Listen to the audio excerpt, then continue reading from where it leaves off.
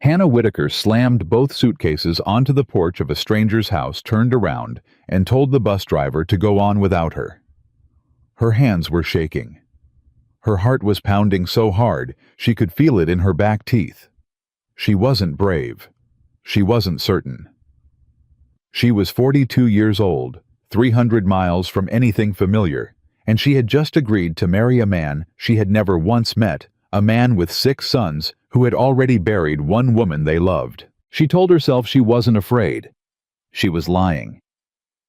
If this story already has your heart, hit that subscribe button right now and drop the name of your city in the comments below so I can see exactly how far this story has traveled. Every single comment means the world to me. Now stay with me, because what happens inside that ranch house in the next 2 hours will absolutely break you open. The letter had taken 11 days to reach her. Hannah had read it so many times the paper had gone soft at the folds, the ink smearing slightly where her thumb always landed right at the line that said, "Honest work, honest home, 6 boys who need a steady hand." She hadn't answered it right away. She'd set it on the kitchen table of her rented room in Abilene, and walked away from it 3 separate times over 2 days, telling herself it was foolish. Telling herself a woman her age didn't go answering advertisements in the back of newspapers like some desperate girl with no better options. But the truth was uglier and simpler than pride. She was running out of time. Her landlady had already mentioned twice very politely, which somehow made it worse, that the room would be needed by September. The diner where Hannah worked 4 mornings a week had cut her shifts down to 2 after the owner's daughter came back from college needing the income. And Hannah's savings, the small, careful pile she had built over 6 years of keeping herself alive after her first marriage dissolved into nothing, had finally reached a number that frightened her. Not desperate, she told herself. Practical. There was a difference. She wrote back to the advertisement. Cole Walker, the letter said his name was.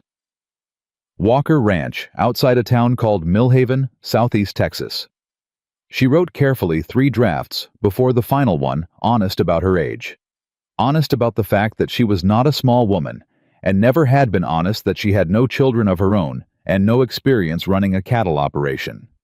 She told him she could cook, keep accounts, manage a household, and work hard without complaint. She told him she was not looking for romance. She was looking for a place to be useful. He wrote back in 4 days. His letter was shorter than hers and rougher in its language, the handwriting of a man who wrote infrequently and knew it. He said he appreciated her honesty. He said the ranch needed someone who could be honest more than it needed someone pretty. He said the boys were difficult but not bad. He said he would meet her bus on Saturday the 14th if she decided to come. He did not say please. He did not say he hoped she would.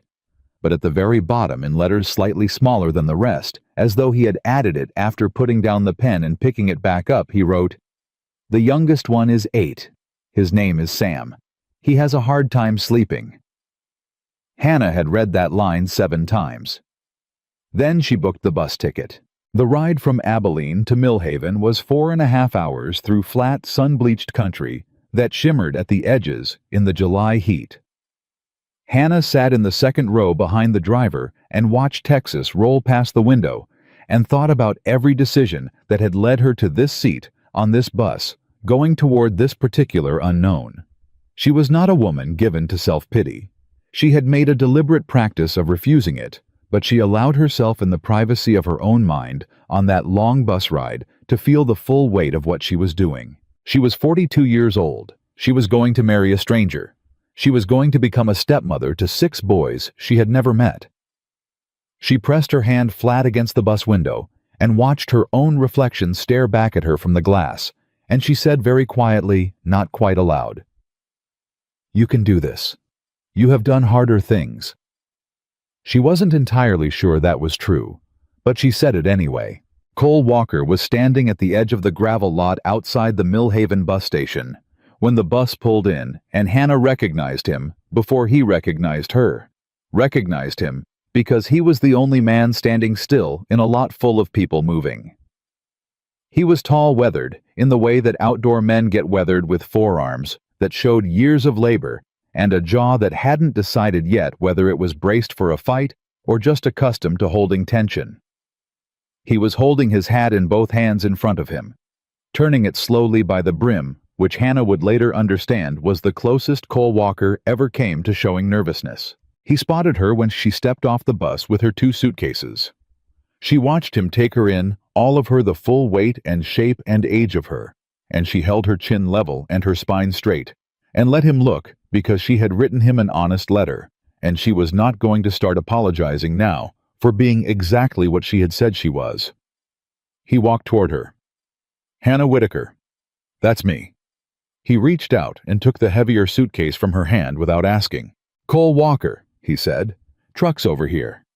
That was the entirety of their first conversation. She followed him to the truck. The drive to the ranch was 20 minutes, and they spent most of it in silence, which Hannah found neither comfortable nor uncomfortable, more like 2 people trying to take the measure of a room before deciding how to stand in it. Cole kept his eyes on the road. Hannah kept hers on the land coming up through the windshield, the flat reach of it, the way the sky sat huge and low over everything. "How long since your wife passed?" she asked, because she was not a woman who found silence more comfortable than difficult questions. His hands tightened slightly on the steering wheel. 3 years this October. "And the boys have been without a woman in the house since then." "Since before that," he said, and something in his voice closed like a door gently but completely, and Hannah understood without pressing it that there was a longer and more complicated story there that she was not going to hear today. "All right," she said. She looked back out the window. "The boys know I'm coming?" she asked. A beat of silence. "They know." "Do they want me to come?" Another beat. Longer. "No," Cole said. And then, as though he owed her more than a single word, "Most of 'em know. Luke especially. He's 16. He's been the one holding things together since for a while now. He don't see why a stranger should come in and change things." "And what about you?" Hannah said. "Do you want me here?" Cole was quiet for long enough that she thought he might not answer. Then he said without looking at her, "I want my boys to have a chance at something better than what we've been doing, whatever that takes." It wasn't yes, but it was honest. She respected honest. The ranch came into view around a bend in the road, a wide, low-slung house with a long porch outbuildings scattered behind it, fencing that needed work, a yard that had been allowed to become whatever it wanted to be. Hannah took it all in without comment. Cole pulled the truck up to the house, and they got out, and that was when she met them. They were assembled on the porch in a rough line, not formally, not as though anyone had organized them, but arranged by some gravitational force that put the older ones at the edges and the younger ones in the middle. 6 boys. The oldest was tall and watchful, arms crossed. The youngest, Sam, 8 years old. The one who had a hard time sleeping, stood at the far end of the line with his sneakers pointed inward and his eyes on the ground. None of them spoke. Hannah stopped at the base of the porch steps and looked up at them all 6, and they looked down at her, and for a moment nobody moved at all.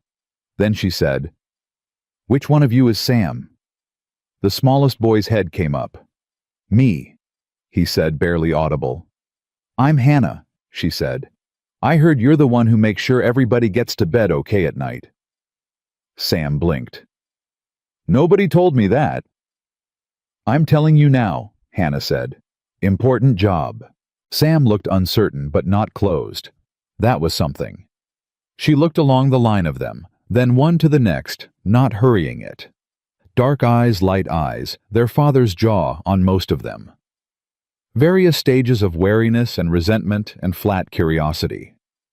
The one at the far left, broad-shouldered jaw set, hard, watching her the way you watch something you've already decided you don't trust. That would be Luke. She didn't need to be told. She didn't say anything to him specifically. She just noted him and moved on. "I'm going to need somebody to show me where things are in the kitchen," she said to all of them collectively.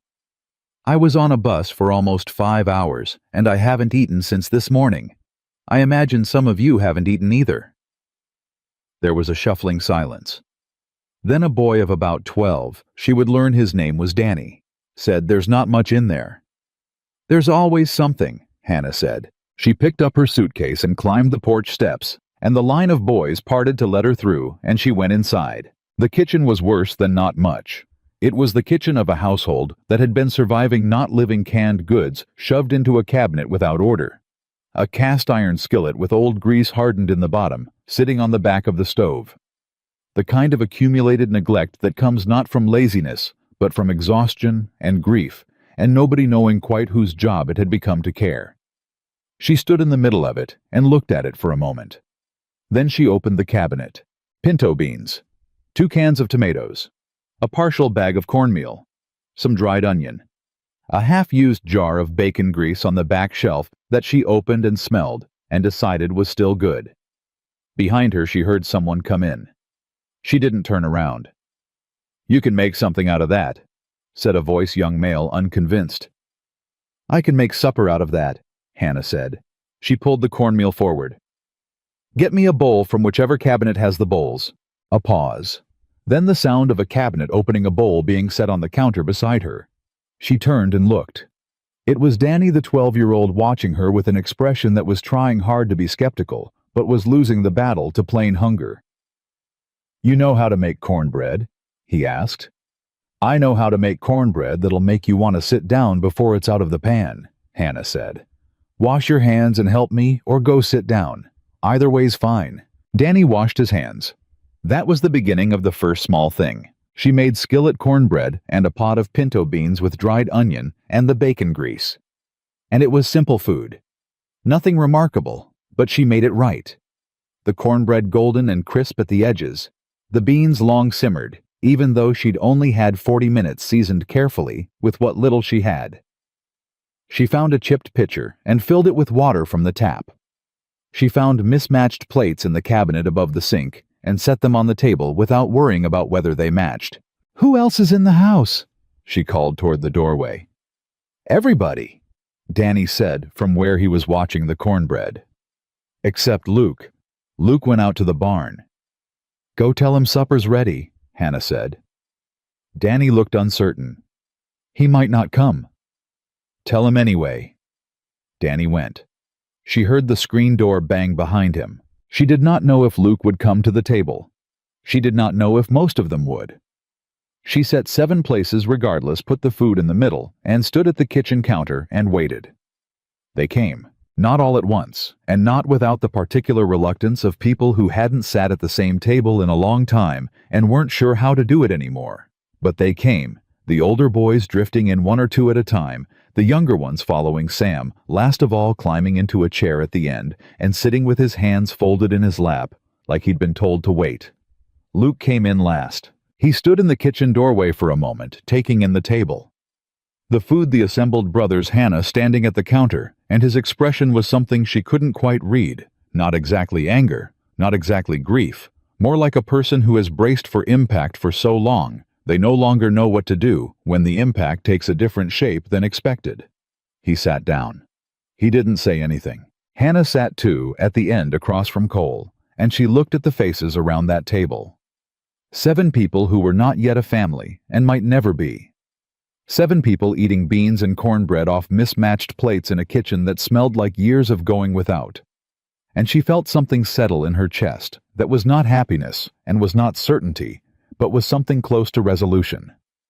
She had made a promise to herself on that bus.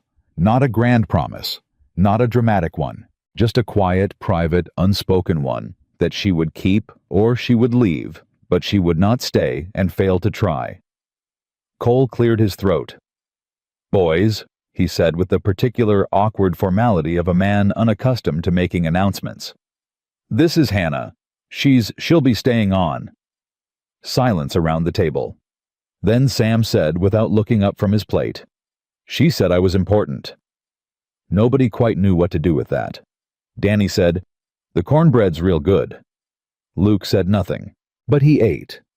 And that night, when Hannah had washed the dishes alone because she hadn't asked for help and wasn't going to demand it on the first night, and the house had gone quiet, and she was sitting on the edge of the narrow bed in the small room Cole had prepared for her, with its one window looking out toward the barn.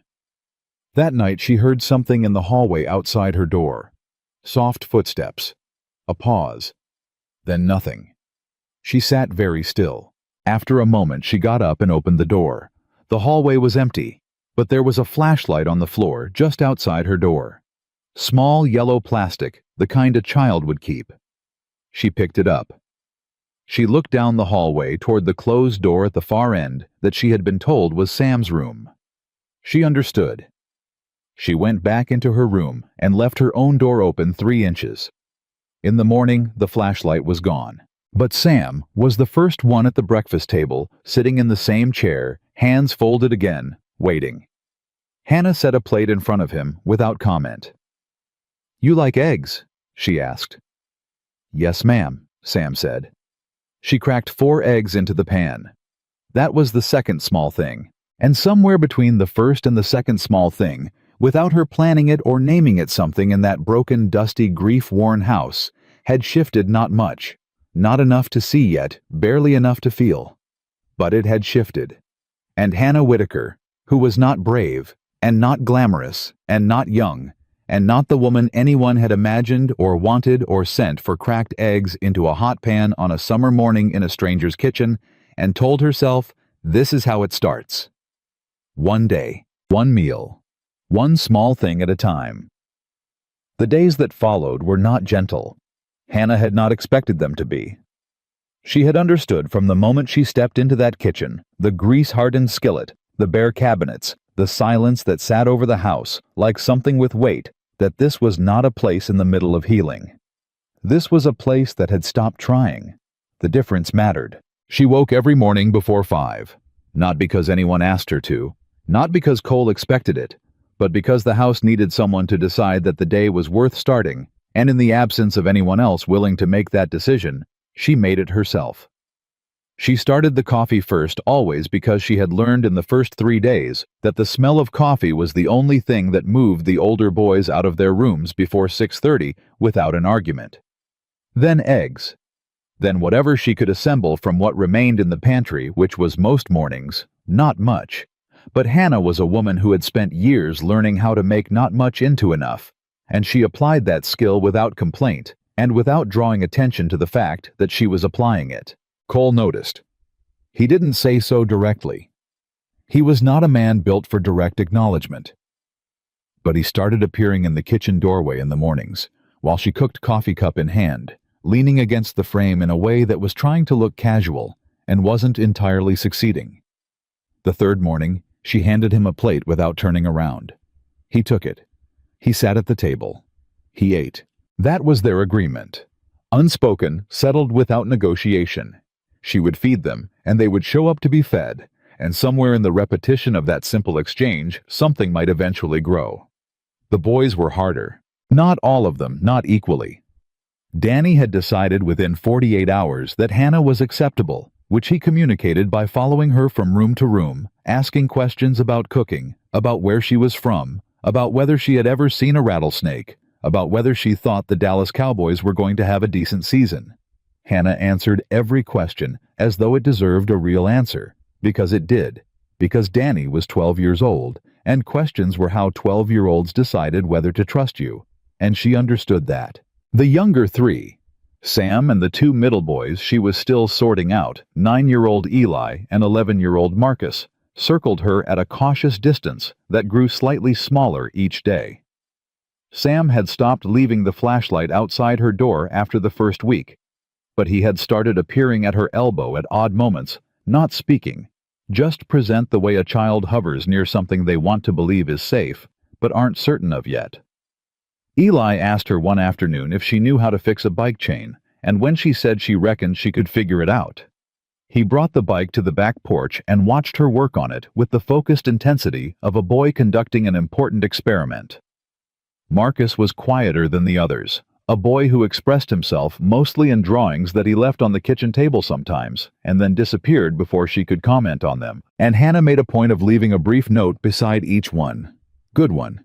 Or, I like the horse small enough that it couldn't be called a big deal, significant enough that Marcus kept leaving them. The oldest 18-year-old Caleb and 23-year-old Wade were polite in the formal, careful way of young men who have learned that politeness is the safest distance between themselves and a situation they don't know how to categorize. Wade worked the ranch alongside Cole from sunup to sundown, and came to dinner tired and ate and left again, not unfriendly, but not open either. Caleb was the one who watched her the most carefully, who asked Cole questions about the ranch finances within earshot of Hannah without quite looking at her, who was trying, she understood, to figure out what her presence meant for the future of something he considered his responsibility. She let him watch. She didn't try to reassure him. She had learned a long time ago that reassurance from a stranger meant nothing. It was time that counted in action and the slow accumulation of days. And then there was Luke. Luke was the one who kept her up some nights, lying in that narrow bed, listening to the house settle, turning over in her mind what she had seen and what she hadn't been able to reach. He did his chores. He came to dinner. He was never rude. Not technically, he didn't slam doors in her face or refuse to pass the salt when she asked for it. But there was a quality to his silence that was different from the others' silences. Where theirs was cautious, his was deliberate. He was not waiting to decide about her. He had already decided, and every careful, correct, uninflected response he gave her was a way of communicating that decision without having to say it outright. One evening in the second week, she was going over the ranch's account ledger at the kitchen table.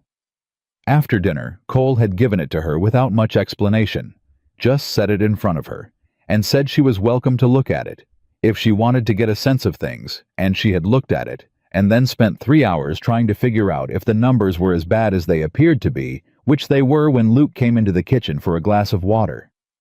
He filled the glass at the tap. He turned around and saw her at the table with the ledger. He went very still. "That's the ranch accounts," he said. "Yes," Hannah said. "He gave you that." "He did." Luke set his glass down on the counter with a careful click. "Why?" Hannah looked up at him. "Because I asked to see it." "Why'd you ask to see it?" "Because," she said, "if I'm going to help fix something, I need to know how broken it is." Something moved across Luke's face there, and gone fast the way emotions move across the faces of people who have learned to keep them brief. "It's not your ranch to fix," he said. "Not yet," Hannah agreed. "But your daddy asked me here, and I said I'd come, and I keep my word. So, I'm going to understand the situation and see what I can do, and if you have a better suggestion for how to handle a cattle operation that's 8 months behind on its equipment loan and running 40 head shy of what it needs to be breaking even, I'm genuinely listening."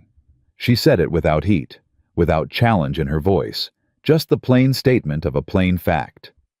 Luke stared at her. Then he picked up his glass and walked out.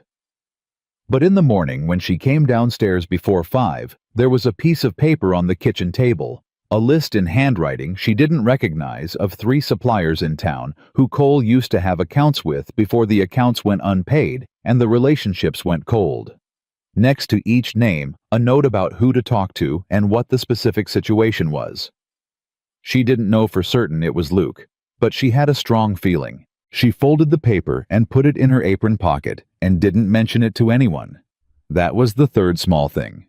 And small things she was learning were the only currency this family understood. The financial situation was worse than even the ledger had shown her at first read. Hannah spent the better part of a week going through every paper she could find. Invoices, receipts, old bills, tax documents stuffed into a drawer in the office off the hallway. And what she assembled was a picture of a man who had been keeping a ranch alive through sheer stubbornness and an increasingly creative relationship, with which creditors he paid and when. Cole was not a dishonest man. He was a man who had been overwhelmed by grief and by the complexity of single-fathering 6 boys while trying to hold together a cattle operation, and who had quietly begun to drown in the space between those 2 impossible demands without telling anyone. She sat him down on a Sunday afternoon when the boys were occupied and laid it out for him. "You've got 8 months before the bank's patience runs out on the equipment loan," she said. "The Hendersons over on Route 9 will buy your excess hay at a fair price if you can get it cut and baled before the end of August. That's workable if we start this week. The vegetable garden behind the south fence hasn't been used in how long?" Cole rubbed the back of his neck. "Clara's garden. 2 years. Maybe 3. Hannah had not yet heard him say his wife's name. She registered it without remarking on it. "It's got good soil," she said. "I walked it this morning. If I plant now, I can get a summer crop that'll cut the grocery bill by half at minimum. That's not nothing." Cole was quiet for a moment. "You know about farming. I know about keeping people fed when money's short," Hannah said. "That covers a lot of the same ground." He almost smiled. Not quite, but almost. "What else?" he said. "Pies," Hannah said. Cole looked at her. "There's a farmer's market in Mill Haven on Saturday mornings," she said. "I've seen it. I can bake 10-12 pies a week and sell them. That's supplemental income that doesn't depend on cattle prices." Cole was quiet for a long moment. Then he said with the particular difficulty of a proud man acknowledging that he needs something, "Hannah, I can't ask you to do all that." "You're not asking," she said. "I'm telling you what I'm going to do." He looked at her across the table. This woman who had shown up in his kitchen 2 weeks ago with 2 suitcases and a face that didn't apologize for itself, who had fed his sons and kept his accounts and walked his dead wife's garden at 5 in the morning without anyone telling her to. And Hannah watched him try to find the words for something he wasn't sure he was allowed to feel. He didn't find them, but he nodded. That was enough. The Saturday market was where it got complicated. Hannah had loaded the truck bed with 8 pies, 4 peach, 2 blueberry, 2 buttermilk, and driven herself into Mill Haven at 7 in the morning to set up a card table at the edge of the market. She had made a simple sign on cardboard with a marker. She had priced the pies at $4 each, which she had calculated was competitive with the one other baked goods seller and still left her a workable margin. What she had not calculated was Mill Haven. Small towns, she knew, had opinions. Small towns formed those opinions fast and held them long and expressed them in the particular language of looks and silences and conversations that stopped when you walked within earshot. She had understood when Cole drove her to the feed store her first week, and the man behind the counter spoke to Cole, and not to her, even when she was the one asking the question that Mill Haven had already made up its mind about the woman from Abilene who had answered the widower Walker's advertisement. She was an outsider. She was overweight. She was past the age that people in Mill Haven apparently considered relevant. These were not going to change, and Hannah had not come to Texas to fight a town's opinion of her. But standing behind her card table at the Mill Haven Farmers Market on a Saturday morning, she felt the weight of it more acutely than she had inside the ranch house, where at least the audience was limited to 7 people she was already in the process of managing. Here people looked at her, and looked at her sign, and looked at her pies, and sometimes looked at all 3 and kept walking. A woman she didn't know stopped in front of the table, picked up one of the peach pies, turned it over like she was checking it for defects, and set it back down without buying it or speaking.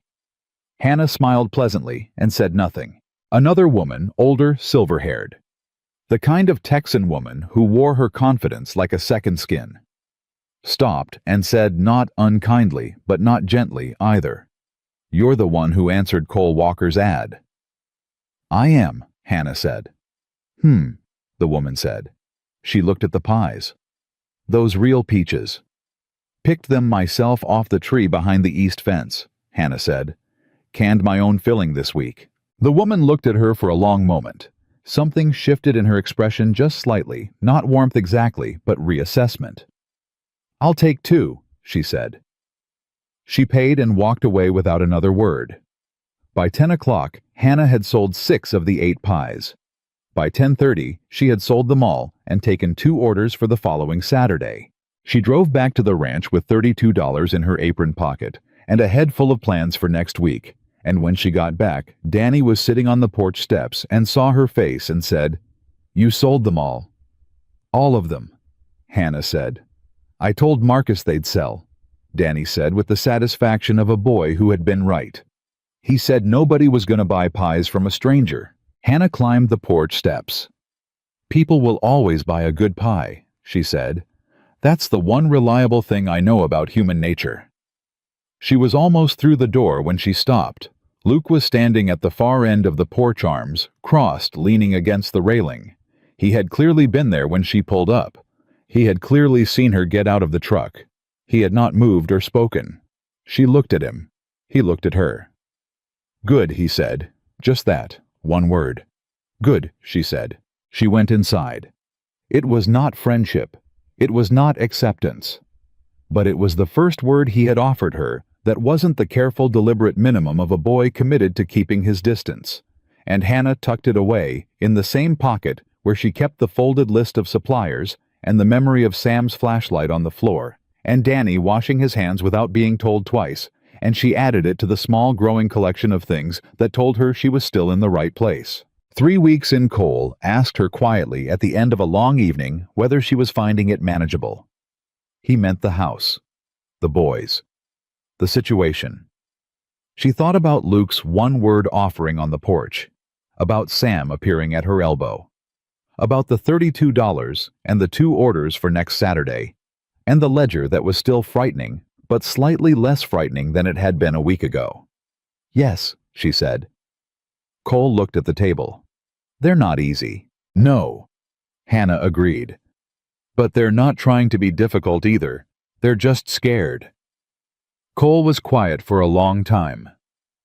So am I, he said. It was the most honest thing he had said to her since the truck ride from the bus station. Hannah looked at him, this worn, stubborn, grief-heavy man, who had placed an advertisement in a newspaper because he was out of other options, and was too proud to say so. And she felt something she had been carefully not feeling start to work its way loose from the place she'd kept it locked. She didn't name it. It was too early to name it. I know, she said, and that was all. And that. But the next morning when she came downstairs before 5, Cole was already in the kitchen. Not leaning in the doorway. Actually in the kitchen with the coffee already made, pouring 2 cups, and he handed her one when she walked in, and she took it, and they stood at the counter together in the early dark before the boys were up. Not talking, just present, just there. And that quiet moment in that worn-out kitchen with the coffee and the dark, and 7 people sleeping in rooms above them. And all the work still to be done was the closest thing to peace. Hannah Whitaker had felt in longer than she could clearly remember. She held the cup in both hands. She let herself have it. Just for a minute. Then she set it down and started breakfast because the boys would be up soon and someone had to be ready. The storm had been threatening for 3 days. Hannah felt it in the way the air changed heavy electric, the kind of pressure that settled in your chest and made people short with each other for reasons they couldn't quite name. The boys were restless. Cole was distracted. Even Sam, who had taken to sitting beside Hannah at the kitchen table in the evenings, while she went over accounts, kept getting up and walking to the window and coming back without explanation. She didn't need the weather report to know something was coming. She needed it about the same way she needed someone to tell her the family was struggling. The signs were already everywhere. What she hadn't anticipated was that the storm would break 2 things at once, the fence line on the east pasture and something far older and far more fragile that had been cracking quietly inside the Walker family for 3 years. It started on a Tuesday evening, late July, when the temperature had been sitting at 102 for 4 straight days, and everyone's patience had been filed down to the bare wire underneath. Cole came in from the south field at 6 o'clock with the particular set to his jaw that Hannah had learned meant something had gone wrong that he hadn't figured out how to tell anyone yet, and he sat at the dinner table and ate without speaking, and then pushed back his chair and said to no one specifically, "Fence on the east line's got a section that won't hold another hard rain. Need to get it reinforced before Thursday." Wade said, "I can get out there tomorrow morning." Cole said, "I need you on the Henderson delivery." Caleb said, "I've got the equipment serviced, I can take the east line." Cole said, "Caleb, I need you on the Henderson delivery with Wade." A silence settled. Then Luke said from his end of the table, with the careful, neutral tone he used when he was saying something pointed without technically saying something pointed, "What about the cattle count? You said last week we were going to do the count before end of month." "I know what I said. We're already 3 weeks behind on it." "Luke," Cole's voice had a warning in it, "I'm just saying, I know what you're saying." The table went quiet. In the particular way, it went quiet when Cole and Luke entered the particular orbit they sometimes entered, where every word was also the ghost of a dozen other words that hadn't been said yet. Hannah watched them from her end of the table without moving. Eli and Marcus had both dropped their eyes to their plates. Sam had his hand wrapped around his fork, but had stopped eating. Danny was the only one still chewing, and even he had slowed down. "I'll take the east fence," Hannah said. Everyone looked at her. Cole said, "Hannah." "I've watched you do it twice," she said. "I know where the post driver is. Danny can come with me and handle the wire while I set the posts. We can have that section done by noon if we start at first light." Danny sat up straighter. Luke said, "That's not—" He stopped. Hannah looked at him. "Not what—" He pressed his jaw together. He didn't finish the sentence. Cole looked at Hannah for a long moment, and she could see him calculating the way he always calculated all the variables and the pride and the practical necessity, and then he said, "All right, first light." Luke pushed back from the table and left the room. Nobody said anything. Hannah started clearing the plates. She and Danny had the east fence section patched by 11 the next morning, which Danny declared loudly was a record, and he was probably right. Hannah had driven posts before, not often, but often enough, and Danny turned out to have a surprisingly steady hand with the wire stapler once she showed him the proper angle. They worked in the building heat without much conversation. The comfortable kind of silence that settles between two people who have found their rhythm in a shared task. And by the time they were loading the equipment back into the truck bed, Danny wiped his face with his sleeve and said, "You're pretty good at that." "So are you," Hannah said. "Luke taught me the wire part," Danny said without seeming to think about whether he should say it. "Last summer. He said if you can't fix your own fence, you don't deserve to run cattle." Hannah thought about that. "He's not wrong," she said. Danny climbed into the passenger seat. "He's not wrong about most things," he said. "He's just—" He paused, searching. "He's real hard to be around when he's hurting." Hannah started the truck. "I know," she said. "Do you think he'll ever—" Danny stopped again. "Give it time," Hannah said. Danny nodded like that was an answer, and maybe it was. The storm hit Thursday night, and it did not behave. Hannah woke at 2 in the morning to the sound of the wind changing pitch and sat up in bed, knowing before she was fully conscious that something was wrong. She was dressed and in the hallway in under 2 minutes, and Cole was already coming out of his room at the other end pulling on his boots. "East pasture," he said. "The new section," Hannah said. "No, north corner, the old section." They went downstairs fast, and the back door banged open in the wind, before Cole got his hand on it, and the rain came sideways, the kind of rain that made the dark feel solid. Cole yelled for Wade and Caleb, and they were already awake, already pulling on jackets. Luke appeared at the top of the stairs in the time it took Hannah to turn around. "How many head in this north pasture?" she called up to him. 32, he said immediately. He was already moving. Cole said, "Luke, stay with the younger boys." "I'm not staying," Luke said. He was past Hannah and out the door before Cole could argue. Hannah turned to find Danny right behind her. "Not you," she said. "I need you inside." "Hannah." "Danny." She looked at him straight. "Eli and Marcus are going to be scared. Sam is going to be terrified. I need someone in this house who they trust. That's you. Can you do that?" Danny stood in the doorway in the rain-blurred dark, 14 years old, and wanting badly to go, and she watched him make the decision. Watched him choose responsibility over adventure, and he said, "Yeah, okay." She squeezed his arm once and went. The next 3 hours were the hardest Hannah had spent since arriving at the Walker Ranch, and she had spent some hard ones. Working in driving rain in the dark of a Texas night to find 32 head of cattle across a pasture with a collapsed fence line was not something she had training for, and she did not pretend otherwise. She stayed with the truck, coordinating using the headlights to help as Cole and Wade and Caleb and Luke moved through the dark on horseback.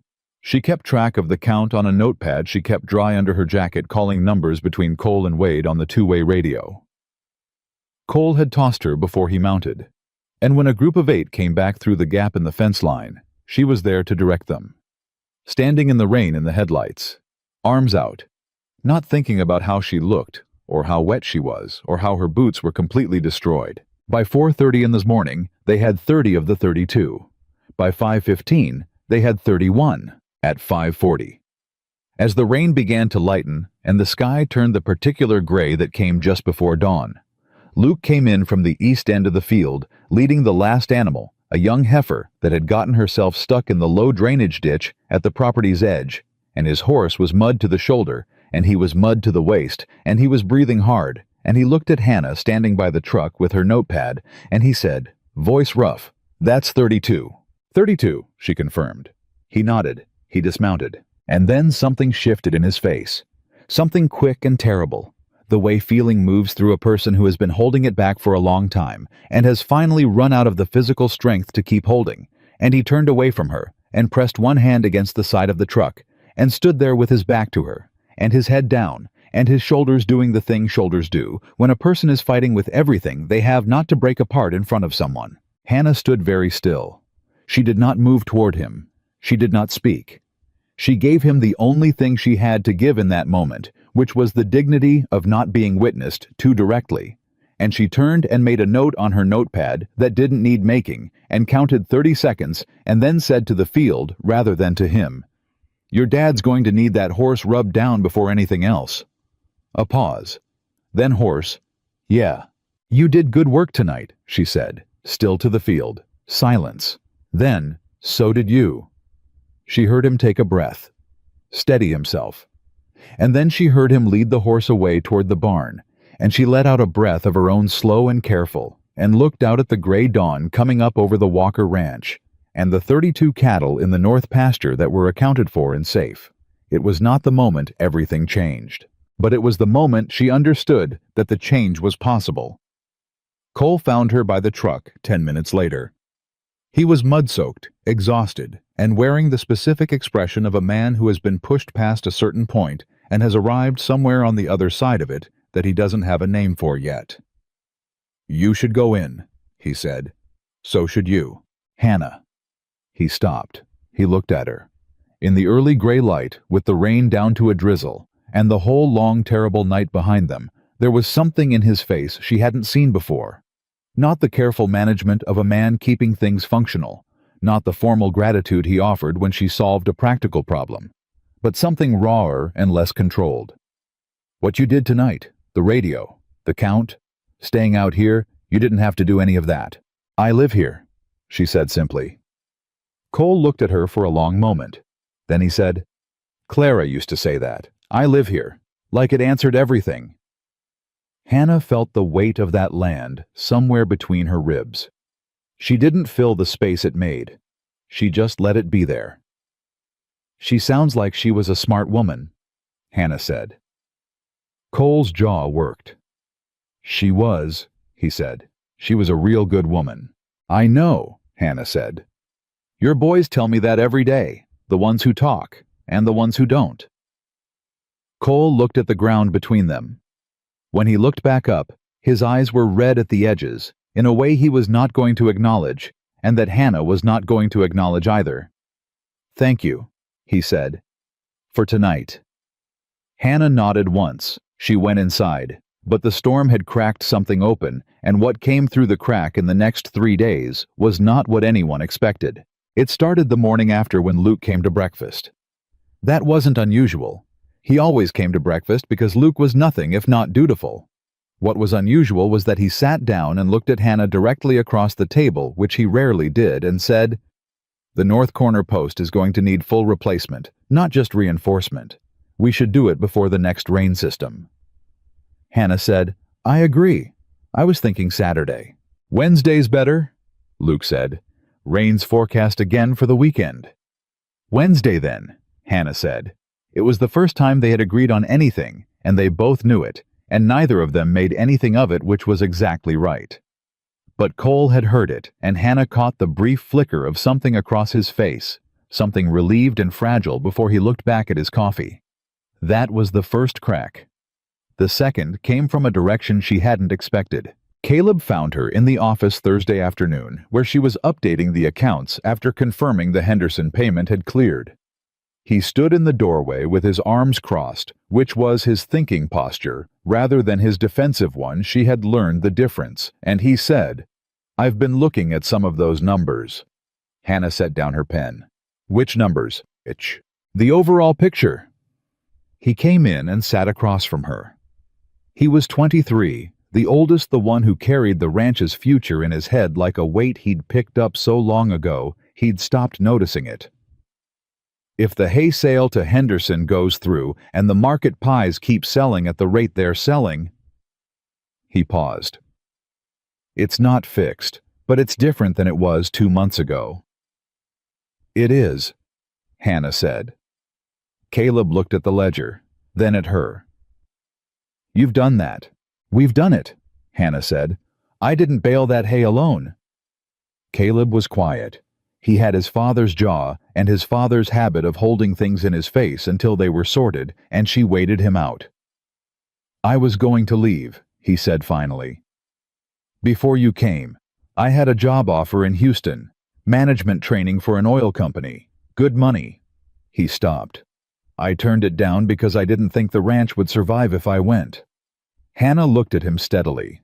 Is the offer still open? Caleb blinked. I don't know. Find out, Hannah said. I can't leave now. Caleb.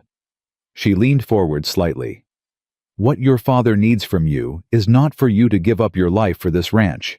What he needs is for you to be someone who chose to be here. There's a difference. Find out if the offer's still open. Then make a real decision. Caleb stared at her. You've only been here 2 months, he said. I know, Hannah said.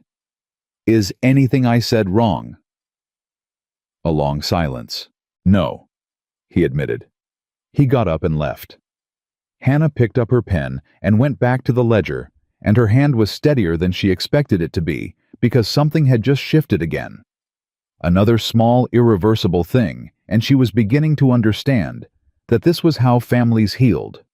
Not in dramatic moments, not in grand revelations, but in these small, private, unremarkable conversations that changed one person's inner landscape at a time. The third crack was Luke, and it hit harder than the others. It was a Friday evening, 5 days after the storm, and Hannah was alone in the kitchen finishing the dinner dishes when she heard raised voices from the back of the house. Not the ordinary irritable brother kind of raised voices, the other kind, the kind with weight behind them. She turned off the tap and listened. Cole, Luke, the sound of a door hitting the wall. She walked to the hallway without hurrying. Luke was in the doorway of the office, and Cole was behind the desk, and the air between them had the quality of something that had been building for a very long time and had just found its way out. 3 years, Luke said. His voice was cracked at the edges, not with anger, but with something underneath anger. 3 years, and you never once. He stopped. Started again. You just shut down, after she died. You just went somewhere nobody could reach you, and I was 16 years old, and I had Danny and Eli and Marcus and Sam looking at me like I was supposed to know what to do, and you were here, but you weren't here. Luke, don't. Luke's voice broke clean through on that word. Don't explain it. I know you were grieving. I know you were destroyed. I know all of that, but I was grieving too. I was grieving too, and nobody asked me how I was doing. Not once.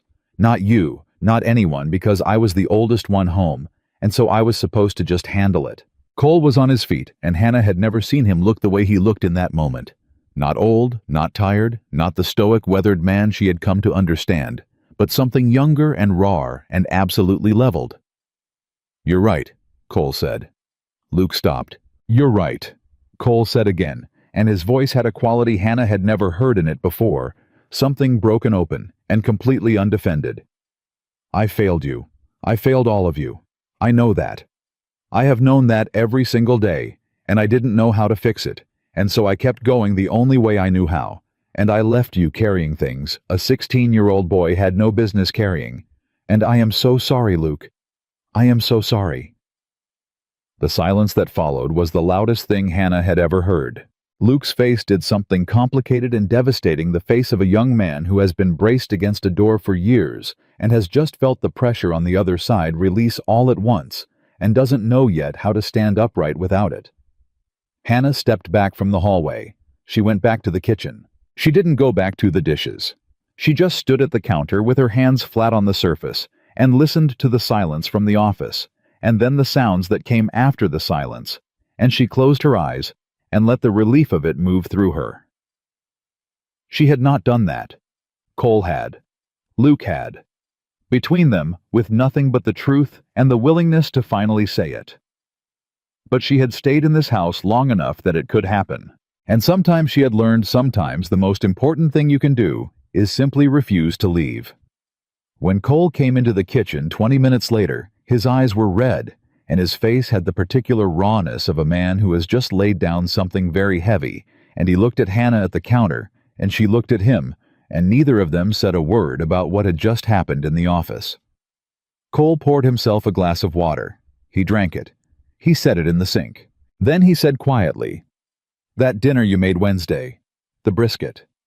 Hannah said, "What about it?" "Sam said it was the best thing he'd ever eaten." Hannah said, "Sam says that every time he eats." Cole almost smiled. Not quite, close enough. "Yeah," he said. "He does." He went to bed. Hannah stood in the quiet kitchen for a long time after, and somewhere above her, the house breathed and settled, and she could hear the boys in their rooms. The ordinary sounds of an ordinary evening footsteps and water running and a door closing. And all of it together sounded like something she didn't quite dare name yet. She turned off the kitchen light. She went upstairs. And for the first time since she had arrived at the Walker Ranch, she fell asleep without lying awake, first planning the next day, calculating the next problem, measuring the distance still to go. She simply slept. She woke up the morning after Cole and Luke's confrontation to find that the house felt different. Not quieter, not louder. Just different in the way a room feels after someone has finally opened a window that has been painted shut for years. Same room, same walls, same furniture. But the air inside it has changed in a way you can't see, but can absolutely feel. Sam was already at the kitchen table when she came downstairs. That was not unusual. What was unusual was that Luke was sitting next to him, not across from him, not at the far end. Next to him close enough that their shoulders were almost touching, and Luke was showing Sam something in a worn paperback book that Hannah recognized as belonging to the small shelf in the living room. Sam was leaning in with his full attention, asking questions in his rapid-fire way, and Luke was answering them, not with the clipped patience of an older brother performing obligation, but with genuine engagement, the way a person talks about something they actually care about. Hannah went to the stove without saying anything. She cracked eggs. She did not remark on it. Because the surest way to collapse a new and fragile thing was to shine too much light on it before it had any strength. Eli came in at 6:15 and stopped in the doorway when he saw Luke at the table, and the particular surprise on his face, brief, quickly masked, told Hannah that this was not a common sight. Eli sat down on Luke's other side without comment. Marcus appeared 2 minutes later and did the same thing on the opposite side of the table, pulling out the chair next to Sam with elaborate casualness, as though he sat this close to his brothers every morning, and it meant nothing. By the time Cole came downstairs, all 5 of the younger boys were at the table together. Cole stood in the kitchen doorway and looked at them. Hannah handed him a coffee cup. He took it. He sat down. Nobody said anything about it, which was the right call, and Hannah felt a quiet pride in these boys in their collective, unspoken understanding that some things were better held gently than examined, that she hadn't expected to feel so soon. Wade came in last, poured his own coffee, looked at the table full of his brothers and said, "What did I miss?" "Nothing," Danny said. "Sit down," Luke said. Wade sat down. Breakfast that morning was the closest thing to ordinary that the Walker kitchen had produced since Hannah arrived, and she stood at the stove and kept her back to them and let it happen around her, and the sounds of it, the overlapping voices, the mild arguments about nothing important. Sam's particular high-pitched laugh when Danny said something that struck him funny settled into her chest like something she wanted to keep. The hard part came 2 days later in a way she hadn't prepared for. She was in Clara's garden. Her garden now, though she never called it that. Always, the garden always careful with the language of ownership. in a house where ownership meant something complicated, when she heard the truck come up the road fast. Too fast. The kind of fast that meant something had gone wrong somewhere that couldn't wait. It was Wade. He came around the corner of the house, moving at a pace she'd never seen from him, and said, "Cole's at the bank." Hannah set down the trowel. "What happened?" "Driscoll called this morning," Wade said. Driscoll was the manager at the First Agricultural Bank of Mill Haven, the man whose patients Cole had been managing for the better part of a year. "He wants to meet today. Cole went in an hour ago." Hannah stood up. "Why didn't anyone tell me?" "Cole said not to worry you." She was already untying her garden apron. "That man," she said quietly, not as a criticism, but as a plain statement of fact about a person whose instinct was always to carry things alone, and Wade almost smiled at it because he recognized it too. "It's bad?" she asked. Wade's almost smile went away. "Driscoll's been patient because he's known our family 20 years, but patience got a limit, and we're at it." Hannah went inside, washed her hands, and got her account notebook from the office, the one she'd been keeping since her second week, every number organized and current, and she drove herself to the First Agricultural Bank of Mill Haven in the second truck, which she had quietly learned to drive in the first week without making an announcement about it. She walked into the bank and asked the woman at the front desk for Driscoll's office. The woman said he was in a meeting. Hannah said she was aware of that she was part of it. The woman looked uncertain. Hannah smiled pleasantly and waited. The woman picked up the phone. Cole was sitting across from a man in his late 50s with the careful, measured expression of someone whose job required him to deliver bad news regularly, and had taught him to do it without pleasure. That was Driscoll. And he looked up when Hannah walked in with something between surprise and professional recovery. Cole's face did something more complicated. A flash of something embarrassment, or something close to it, and then a careful settling. "Hannah," he said. Just her name. Not a question. "Mr. Driscoll," Hannah said, extending her hand to the banker. "I'm Hannah Whitaker. I manage the Walker Ranch accounts." She set the notebook on his desk. "I believe you and my husband have been discussing the equipment loan. I'd like to be part of that conversation." A beat of silence. Cole had not introduced her as his wife to anyone in Millhaven. They had not made any formal announcement.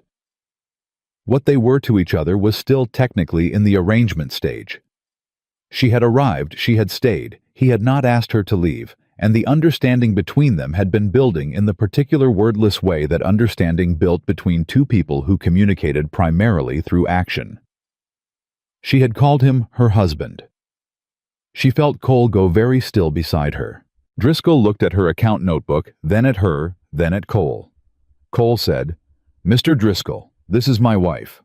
The words landed with a weight she felt in the back of her throat. Driscoll recovered his professional composure and gestured to the chair beside Cole. "Please," he said, "sit down." What happened in the next 45 minutes was the most intensive negotiation Hannah had conducted since a particularly contentious argument with a landlord in Abilene over a security deposit, and this was significantly higher stakes than a security deposit. She opened her notebook, and she laid out the Walker Ranch's financial situation with a precision and clarity that she could see was not what Driscoll had expected from this meeting, and she proposed a modified payment schedule backed by the projected income from the Henderson hay sale, the market pies, and a third revenue stream she had been developing quietly for 2 weeks, a bulk order for baked goods from a diner in the next town over, arranged through the silver-haired woman from the farmer's market whose name turned out to be June Aldridge, and who had, without Hannah knowing it, been actively recommending her pies to every business owner she knew. Driscoll listened. He asked questions. Hannah answered them. Cole sat beside her and did not speak for most of it, which she understood was not passivity. It was a man recognizing that the person beside him was handling something better than he could in that moment, and having the sense to let her. At the end, Driscoll leaned back in his chair and looked at the notebook and then at both of them. "Cole," he said, "I've been doing this for 31 years. Most people who come into my office in your situation." He tilted his head slightly. "Don't come in with a plan. They come in with apologies. He looked at Hannah. This is a plan. It's a working plan, Hannah said. Not a guarantee. I won't tell you it's a guarantee. No, Driscoll said. But it's more than I had this morning. He closed the notebook and slid it back across the desk to her. 3 months. You meet these numbers in 3 months, and we restructure the loan on terms that give you room to breathe. Miss one marker, and we go back to the original timeline. He looked at Cole. Fair. Cole said, fair. They shook hands. In the truck outside the bank, neither of them spoke for a full minute. Then Cole said, You called me your husband. I know, Hannah said. You didn't ask me first. No, she said. I didn't. Another silence. You could have told me you were coming, he said. Not angry, more like a man navigating unfamiliar territory without a map. You could have told me you had a meeting, she said. A beat. Fair, he said. He started the truck. They drove 2 blocks before he said without looking at her, Thank you. You're welcome, she said. They drove another block. Cole said, I think we should probably make it official. Hannah looked at the road ahead. The marriage. If you're willing, he said. I know this isn't. He stopped. Tried again. I'm not easy to live with. The boys aren't easy. The ranch isn't easy. I don't have a lot to offer that looks good on paper. Cole, Hannah said. Yeah. I already live there, she said.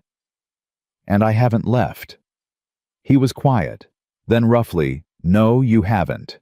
That's my answer, she said. He nodded once the way he nodded when something was decided, and he didn't need more words for it. And Hannah looked back at the road and let the simplicity of the moment be exactly what it was. They were married the following Saturday at the county courthouse. No ceremony, no guests. 2 witnesses pulled from the clerk's office. Hannah wore a blue dress she had brought in one of the 2 suitcases from Abilene. Cole wore the same jacket he wore to the feed store. It took 11 minutes, including the paperwork. When they got back to the ranch, Danny was the first one out the door, and he took one look at their faces and yelled back into the house, They did it! The response from inside was immediate and overlapping, and included at least one crash that turned out to be Marcus knocking a chair over in his rush to get to the door. Sam ran straight into Hannah's side and grabbed on with both arms, and she put her hand on his hair and held him there, and over his head, she looked at the porch where Luke was standing. He was not at the front of the group. He wasn't hanging back either. He was just there watching with his arms at his sides instead of crossed. And when Hannah looked at him, he held her gaze for a moment and then looked at his father and said, Congratulations! Cole said, Thank you, son. 2 words. They were enough. The supper celebration that Hannah had been quietly planning for 3 weeks came together on a Wednesday evening in the first week of August, which Hannah had chosen because the heat had broken slightly, and because the tomatoes in Clara's garden had reached the exact peak she had been waiting for, and because the boys had all without being asked managed to be home by 4 o'clock, which felt like a sign. She had been cooking since morning, brisket low and slow in the oven since 6 a.m., the smell of it moving through the whole house by mid-morning and producing a procession of boys through the kitchen at intervals, each one finding a pretext to be there, Sam needing water, Danny checking if anything needed taste testing, Eli looking for something he'd allegedly left on the counter. She put them all to work. Sam shucked corn at the kitchen table with the focused seriousness he brought to all assigned tasks. Marcus sliced tomatoes with more care than she'd expected from an 11-year-old, and arranged them on the platter in a pattern that was clearly deliberate. Danny made the cornbread without being asked, having apparently claimed it as his domain at some point in the past several weeks and executed it with the authority of someone who considered it settled. Wade and Caleb set up the long table outside, dragging it from the barn where Cole had found it in storage. Clara's supper table Hannah learned from Eli in a whisper, the one they used to use for summer evenings before everything changed. She had not known that. She stood at the kitchen window and watched Cole carry one end of that table across the yard with Wade at the other end, and she watched Cole set it down and run his hand along the top of it once briefly before he went back to work, and she turned away from the window and kept cooking because she didn't trust her face right then. Luke came into the kitchen at 3 o'clock. He stood in the middle of the room and looked around at the organized chaos of it, the pies cooling on the counter, the cornbread in the pan, Sam with his corn silk everywhere, the smell of brisket so strong it was almost a physical presence, and he said, "What do you need?" Hannah looked at him. "The garden," she said. "There's a basket on the back porch. I need the last of the green beans and whatever's ripe on the pepper plants. You'll know when you see them." Luke nodded. He took the basket and went. He came back 15 minutes later with the basket full, and he set it on the counter beside Hannah, and he looked at the row of pies, and the pan of cornbread, and the big pot on the back of the stove, and he said quietly, without quite looking at her, "This is a lot of work." "It's not so bad," Hannah said. "She used to do this," Luke said. "Mom, the big suppers." He stopped. "Not as often as we wanted, but when she did." He stopped again. His jaw was working. Hannah kept her hands moving. She didn't look at him directly. "What was her best dish?" she asked. A pause. "Peach cobbler," Luke said. "She made this peach cobbler that nobody could figure out what she put in it. She wouldn't tell anyone."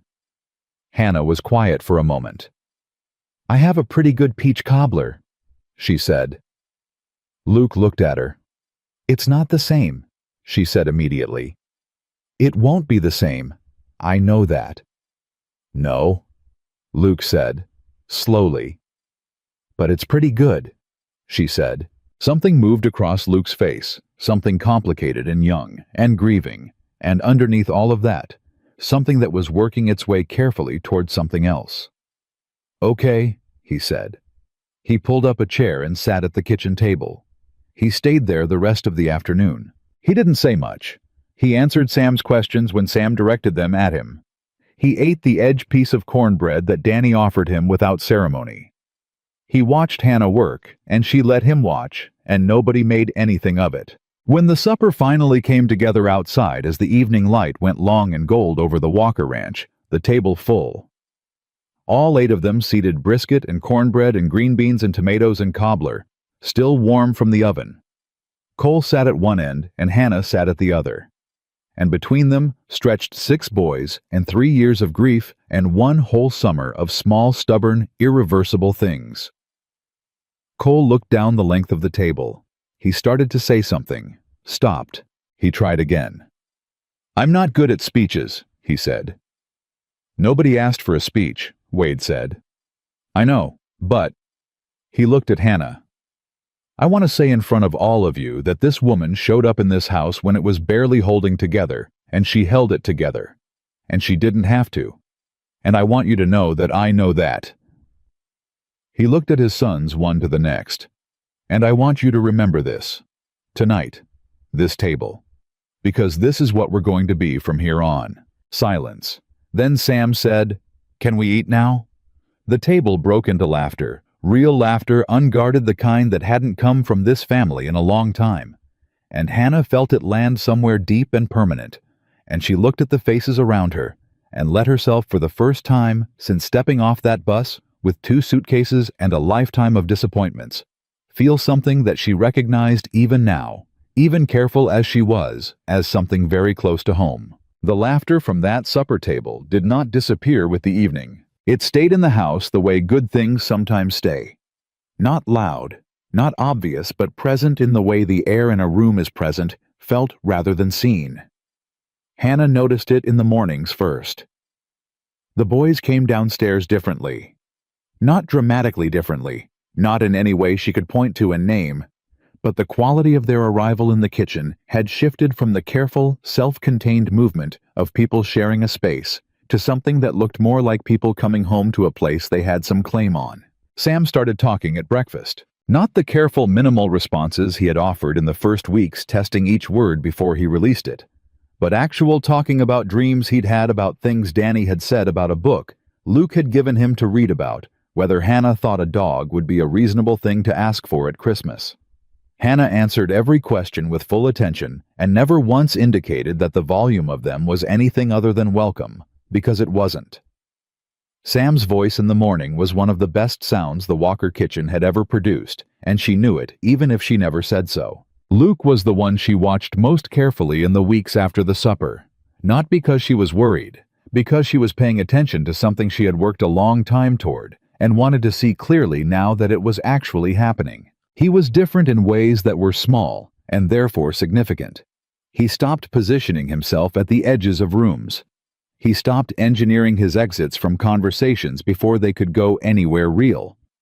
One evening, she came into the living room and found him and Cole sitting together watching a baseball game on the television. Just sitting, just watching close enough that their shoulders were almost touching. And she turned around and went back to the kitchen and stood at the counter and let the relief of it move through her until she could breathe normally again. It was the third week of August when Caleb told Cole he'd called about the Houston job. Hannah was in the office when she heard it, the door open, not deliberately listening, but unable not to. "The offer's still there," Caleb said. "They held it. I don't know why, but they held it." Cole was quiet for a moment. "Houston?" "It's good money, Dad. Real good money. Management track." "I know what it is." Another silence. Then Cole said, "You want to go?" Caleb stopped. "I want to know if you need me here." "I always need you here," Cole said.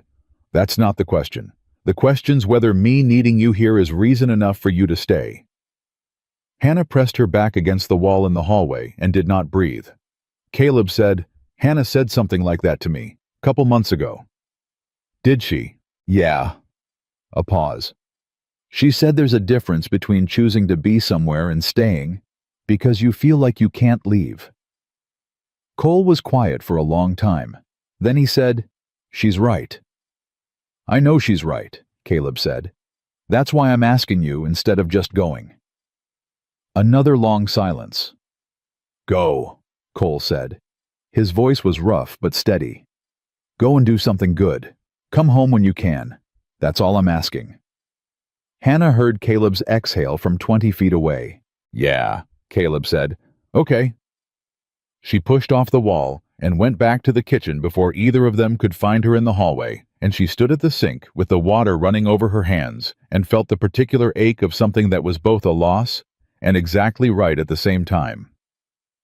Caleb left for Houston on a Saturday in early September. All 7 of them stood in the yard to watch him go, which nobody had planned. And nobody suggested. It simply happened the way the right things sometimes happen when a family has found its rhythm. One person coming out, and then another, until all of them were there in the morning light, watching Caleb load the last bag into his truck. He went down the line of them the way you do when you're leaving a place you love and want to remember how each person looks before the distance changes things. He shook Wade's hand and pulled him in.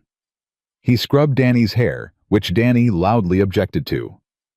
He crouched down to Sam's level and said something private that made Sam nod with great seriousness and then throw both arms around Caleb's neck.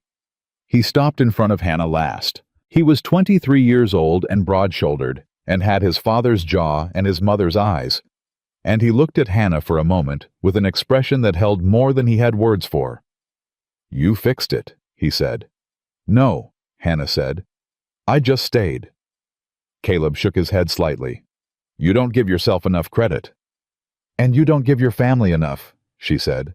"They did the hard part, every one of them." He looked at her for another moment. Then he hugged her, not the careful, tentative embrace of a young man uncertain of his welcome, but a real one, the kind that meant something. She hugged him back. He got in his truck and drove down the ranch road, and they all stood there until the dust settled.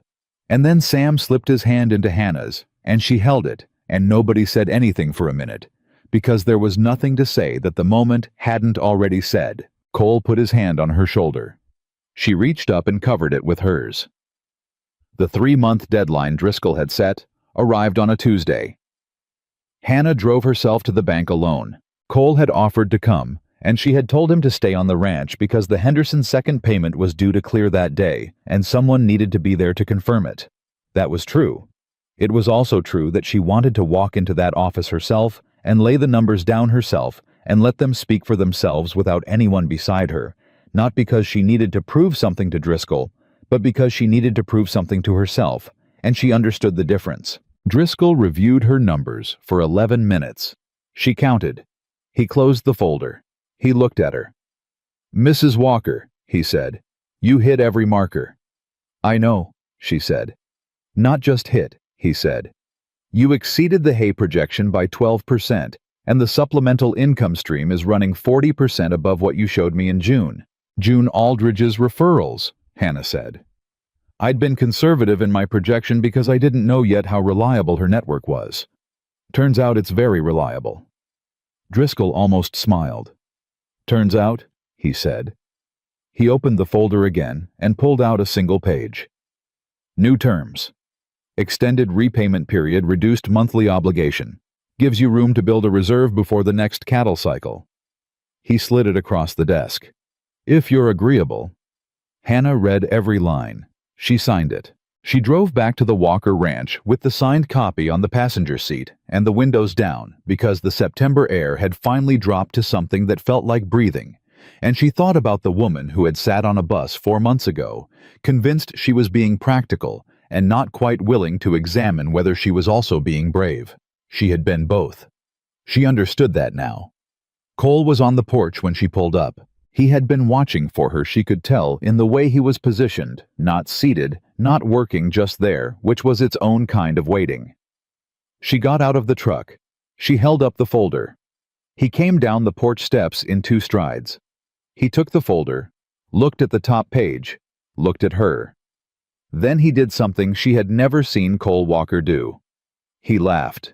A real one. Not the careful half-smile she had catalogued over 4 months, not the quiet satisfaction of a man who had won a point, but a full, unguarded, relieved laugh that changed his whole face, and Hannah looked at that face and thought, there he is. There is the man who was in there the whole time. "You did it," he said. "We did it," she said. He pulled her in and held her right there in the yard in the afternoon light, and she let him. And they stood like that for longer than either of them would probably admit to later.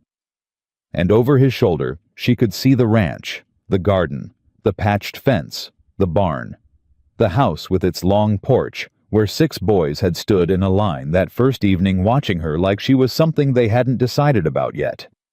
She had decided about them. That was what they hadn't understood. She had decided the moment she read the line about Sam and the flashlight. She had decided on that bus with her hand against the window. And she had kept deciding every morning before 5, every difficult dinner, every account book and market pie and storm-soaked night in the north pasture. She had never stopped deciding. The twist came from a direction none of them had seen. It came from Luke. In the 2nd week of September, Luke asked Hannah to sit down with him at the kitchen table after dinner. Just her, not Cole, which she understood was intentional. He had a piece of paper in front of him folded, and he put it on the table and didn't open it yet. "I got something in the mail," he said. Hannah waited. "There's an agricultural management program," he said, "at Texas A&M, 2 years. You come out with a certification and a business track that's specifically for ranch operations." He paused. "I applied in July. I didn't tell anyone." Hannah looked at the folded paper. "I got in," Luke said. The kitchen was very quiet. "Luke," Hannah said, "I know what you're going to say." "Do you?" "You're going to say I should go," he said. "Same thing you said to Caleb." "Is that what I'm going to say?" He looked at her. "Isn't it?" Hannah was quiet for a moment. She looked at the folded acceptance letter on the table between them, and she thought about a 16-year-old boy who had held a family together with both hands for 3 years, while his father grieved and his brothers watched him for signals about whether it was safe to fall apart. She thought about the list of suppliers he had left on the kitchen table in the 2nd week, anonymous without acknowledgement. She thought about the north pasture and the heifer in the drainage ditch, and his voice saying, "So did you," in the gray dawn. "Luke," she said, "what do you want?" He looked surprised by the question, like it was one he had been so busy not asking himself that hearing it from the outside landed wrong. "I want—" He stopped. "I want to come back here," he said. "I want to come back and run this ranch right. The way it should be run." Better than it's been. He looked at the letter. But this program, it would give me the tools to actually do that. Not just work harder. Work smarter. Then go, Hannah said. Dad needs... Your dad has Wade, Hannah said. And he has me.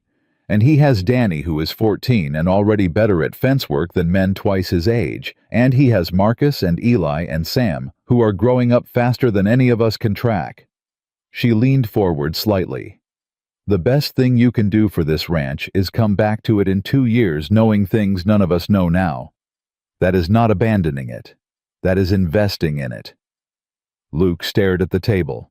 He's going to say I am leaving, Luke said. And underneath the words was everything.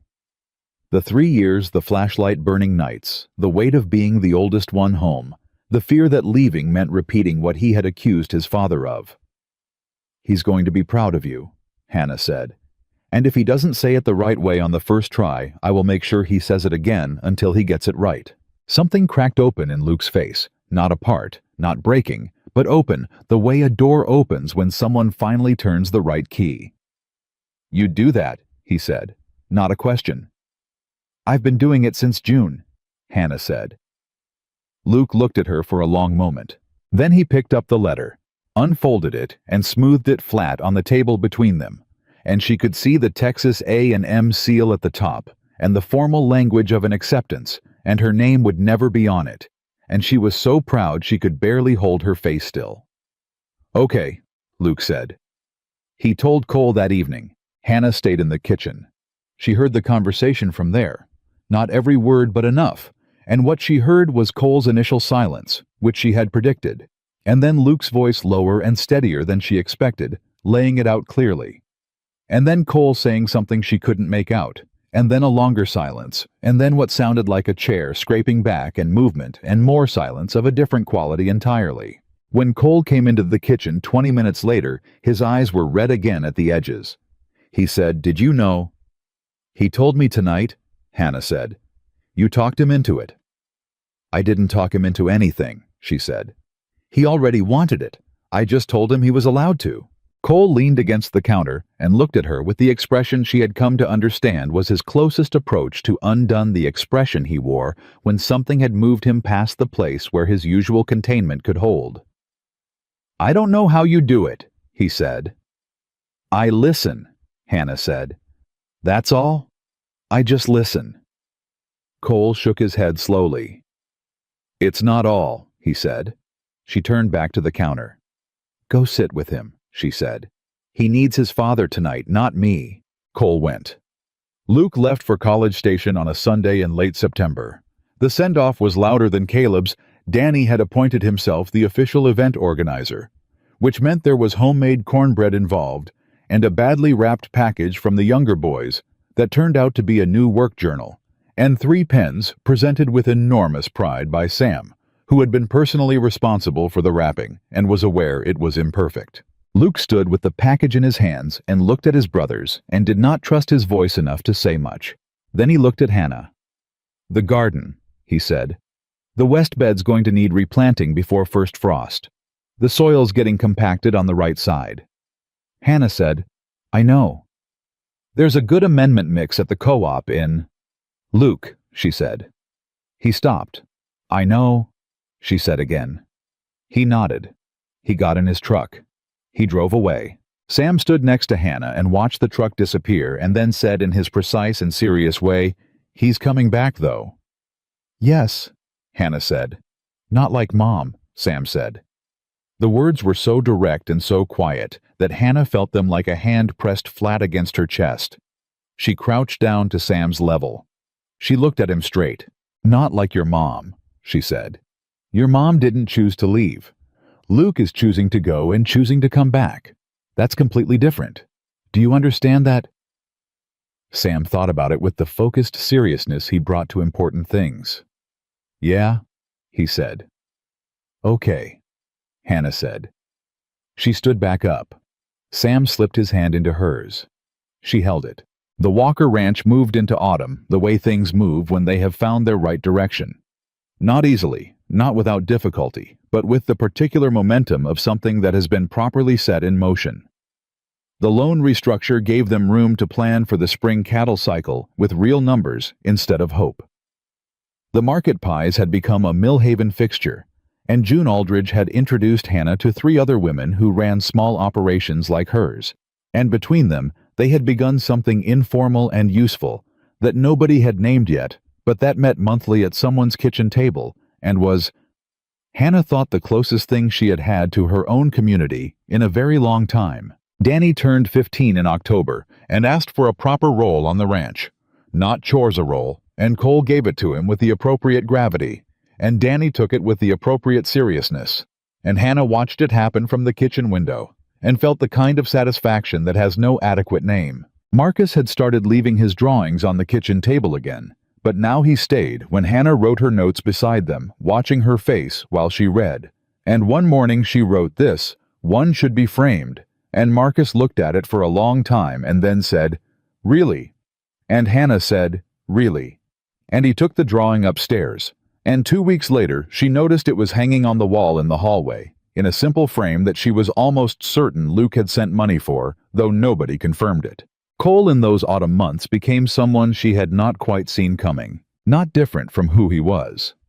More fully himself, the careful, principled, quietly devoted man who had been there all along, but buried under 3 years of grief and the crushing weight of trying to hold everything alone. He talked more. Not excessively, not in a way that was unlike him, but enough. He told her things about the ranch's history, about his own father, about the years before Clara got sick. He told her what he had been afraid of when he placed the advertisement, and what he had been afraid of when she actually showed up, and she told him what she had been afraid of on the bus, and they sat at the kitchen table after the boys were in bed, and talked in the way that 2 people talk when they have decided they are safe with each other, and it was the best part of Hannah's days. On a Tuesday evening in November, 3 weeks after Luke called from College Station to report that he was passing everything, and had made 2 friends, and had found to his apparent bewilderment that he was genuinely enjoying himself on that Tuesday evening, a neighbor came by the ranch. His name was Roy Hennessy, and he ran the property adjoining the Walkers' east fence, and he was the kind of man who delivered observations about other people's business in the tone of a compliment, while meaning something else entirely. He stood on the porch and talked to Cole about the fall season and the cattle market, and then said with the smile of a man who thinks he is being gracious, "You got lucky, Cole. Woman like that showing up when she did." Cole said, "She didn't show up. She answered a letter I wrote, and she made a decision, and she drove herself here on a bus, and she worked harder than anyone on this property. That's not luck." Hennessy blinked. Cole said, "Evening, Roy," and went inside. Hannah was at the kitchen counter and had heard every word through the screen door. She did not say anything when Cole came in. Cole poured himself a glass of water. He looked at her. She looked at him. "What?" he said. "Nothing," Hannah said. She went back to what she was doing, but she was smiling, and he could see it, and he stood there a moment longer than he needed to before he went back to his chair. And that all of it. The whole ordinary, beautiful, ordinary moment was the thing she had come 400 miles on a bus for, though she hadn't known it then. She knew it now. The Walker Ranch did not become a perfect place. It remained a working ranch with a working ranch's difficulties. The debt slow in its retreat. The weather unpredictable. The cattle market indifferent to anyone's plans. The boys loud and occasionally maddening in the particular way of boys who are becoming men, and haven't entirely decided which one they are yet. There were hard months and tired months and months when Hannah lay awake doing math that didn't work out and had to find another way. But the ranch was alive, and the family inside it was alive.